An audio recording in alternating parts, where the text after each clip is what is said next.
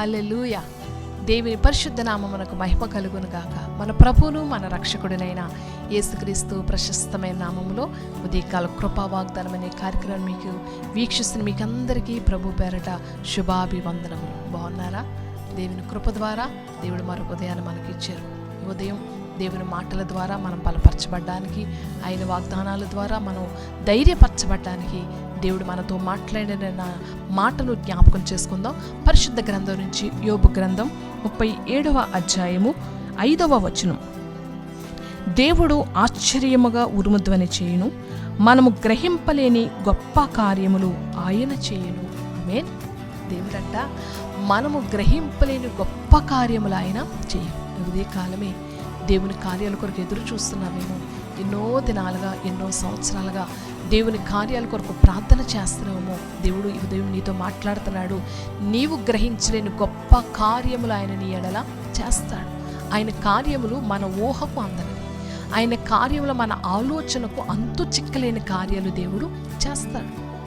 దేవుని యొక్క సన్నిధిలో దేవుడు యేసుక్రీస్తు ప్రభువారు ఈ లోకంలో మానవ అవతారిగా ఆయన 33.5 సంవత్సరాలు ఈ లోకంలో దేవుని పరిచర్యను చేస్తూ ఉన్నప్పుడు ఆయన ఒక బెతస్దా అనే కోనేరు దగ్గరికి వెళ్ళినప్పుడు అక్కడ 38 సంవత్సరాల వ్యాధిగ్రస్తుడు ఈ బహుకాలం నుండి అక్కడ పడి ఉండటం చూసి దేవుడు అతను చూసి జాలి పడ్డాడట.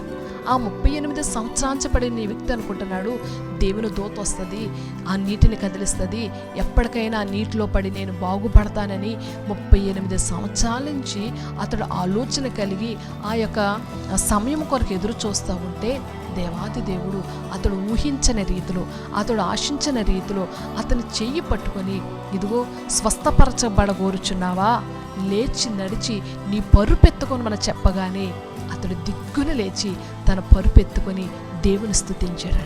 అప్పటికి అనుకున్నాడు అతడు ఊహించలేదు, అతడు ఆశించలేదు, ఎవరో వస్తారు నన్ను ఎవరో స్వస్థపరుస్తారు అనుకోలేదు.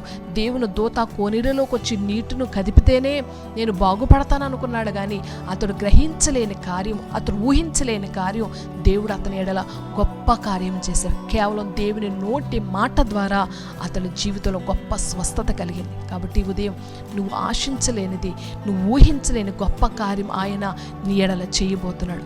ఆయన కార్యం కొరకు ఎదురు చూడాలి. శ్రమైనా, సమయమైనా, ఎన్ని సంవత్సరాలైనా ప్రభువా నా పట్ల నువ్వు ఏదో ఒక గొప్ప కార్యం చేస్తావు, నేను ఊహించలేని కార్యం చేస్తావు, నేను ఆశించలేని కార్యం చేస్తావని దేవుని కార్యం కొరకు నువ్వు ఎదురు చూడగలిగితే, ఆసక్తితో ఆయన సందులో కనిపెట్టి ఆయన వాగ్దానాన్ని నమ్మి ఆయన వాగ్దానం కొరకు ఎదురు చూస్తే ఇదిగో తప్పనిసరిగా నువ్వు ఊహించలేని విధములో దేవుడిని నీ జీవితంలో అద్భుతం చేస్తాడు. నువ్వు ఒక చిన్న ఉద్యోగం కొరకు ఊహిస్తున్నావేమో, దేవుడిని ఎడల ఒక శ్రేష్టమైన ఉద్యోగం ఇవ్వడానికి, ఆయన ఒక గొప్ప కార్యం ఎడలు చేయడానికి ఆయన ఒక ఆలోచన కలిగి ఉన్నాడు. నీవు చిన్న ఇల్లు కట్టుకుంటే చాలు అనుకుంటున్నావేమో, కానీ దేవుడిని ఎడల అంతస్తులు కలిగిన భవనం ఇవ్వడానికి, ఆయన గొప్ప కార్యం చేయడానికి ఆయన సిద్ధపడుతున్నాడు. కాబట్టి దేవుడు చేసే కార్యములు గొప్ప కార్యములు. ఆయన చిన్న చిన్న కార్యాలు, మనకు ఊహకు సరిపడే కార్యాలు కాదని మన ఊహకు మించిన కార్యాలు చేసే గొప్ప దేవుడు మన యేసయ్య. కాబట్టి దేవుని సందులో ఏ కార్యం కొరకు, వివాహ కార్యం కొరకు ఎదురు చూస్తామేమో, ఏదో ఒక సంబంధం అయిపోతే చాలు, వివాహం అయిపోతే చాలు, నిందలు భరించలేకపోతున్నాను, అనేకమైన మాటలు నేను వినలేకపోతున్నాను అనుకుంటున్నావేమో. కానీ ప్రభు చిత్తం కొరకు కనిపెట్టు. దేవుని చిత్తం కొరకు నువ్వు ఎదురు చూస్తే దేవుడు నువ్వు ఊహించని చక్కటి భాగస్వామిని దేవుడు నీకు సిద్ధపరుస్తాడు. నువ్వు ఊహించని రీతిలో ఘనమైన వివాహం దేవుడు నీ ఎడల జరిగిస్తాడు. కాబట్టి దేవుని కృప కొరకు ఎదురు చూడు, దేవుని ఆశ్చర్యకార్యాల కొరకు ఎదురు చూడు. యోబు అనుకోలేదు నాకు 2 ఆశీర్వాదం దేవుడిస్తాడని, కానీ యోబు నమ్మాడు. యోబు తన నీతిని విడిచిపెట్టలేదు, తన యథార్థతను విడిచిపెట్టలేదు. దేవుని శ్రమలో కూడా స్తుతించాడు, దేవుని శోధనలో కూడా ఆయనను హెచ్చించాడు. కాబట్టి యోబు ఊహించలేని గొప్ప కార్యములు యోబు పట్ల దేవుడు చేశాడు. ఉదయకాలం కూడా నువ్వు ఏ కార్యం కొరకు ఎదురు చూస్తున్నావో, నువ్వు ఊహించలేని గొప్ప కార్యం ఆయన చేయబోతున్నాడు. ఆయన కార్యాల కొరకు ప్రార్థనలో ఏకీవించు. మహిమ కలిగిన దేవా, కృప కలిగిన తండ్రి, నీకు వందనాలు ప్రభువా. ఇదిగో నువ్వు ఆశ్చర్య కార్యములు చేసే దేవుడు అయ్యా, గ్రహింపలేని గొప్ప కార్యములు చేసే దేవుడు.